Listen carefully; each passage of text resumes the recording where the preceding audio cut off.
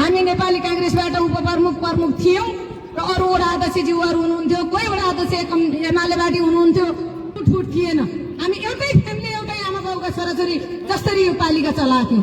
यसो हुन्छ र सम्पूर्ण यो के हो भने हाम्रो यहाँ खेलाडी भाइ बहिनीहरूलाई यो कुराले असर पर्न सक्छ, यस्तो कार्यक्रम मनायो भने असर पर्न सक्छ। हामीले एकदम निरन्तर खेलका लागि हामी पनि हौं, हाम्रा खेलाडी पनि हुन्। हामीले जसरी पनि यो पालिकालाई उत्कृष्ट बनाउनको निमित्त सहयोग गर्नुपर्छ भन्ने भावनाले र पालिकाले पनि सहयोग गर्नुपर्छ, व्यक्तिगत पनि सहयोग गर्नुपर्छ। हामीले खेलाडी उत्कृष्ट कसरी बनाउने, जिल्लामा कसरी छनौट गर्न सक्ने, जिल्लाबाट बाहिर प्रदेशमा र अन्तर्राष्ट्रियसम्म बनाउनको निमित्त अहिले 2 जना युवाहरूको नाम यहाँ आयो त खेल खेलाउन सिक्यौं। हिजो अस्ति विनायकको पनि मैले हेरेको थिएँ, त्यहाँ नगए पनि कार्यक्रममा मोबाइलमा हेरेर पनि अलिकति व्यवस्थितै थियो।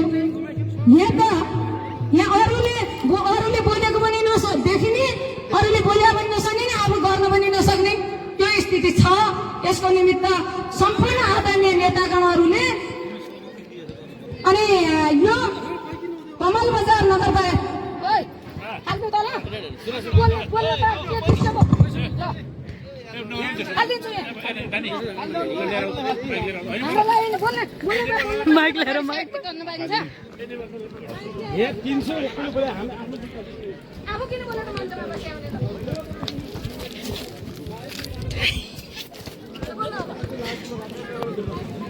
लिनुहोस् यस्तो हुन्छ बोल्न नपाउने, गरेछु हामीले दुःख गरेछु, बोल्न नआयो, कसले ल्याउने पैसा कति ल्याउने भन्नु। हामीले यो पालिका बनाउनको निमित्त पसिना चुहाउँ, रगत चुहाउँ।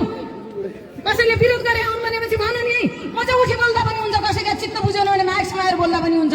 त्यसकारण यहाँका खेलाडीहरूको लागि म अझ पनि भविष्यमा बच्दै निवर्तमान भए पनि ज्यान दिने पनि तयार हुनेछु भन्ने कुराहरू तपाईँहरूको माझ राख्दै म बिदा हुन्छु। धन्यवाद, नमस्कार, जय नेपाल।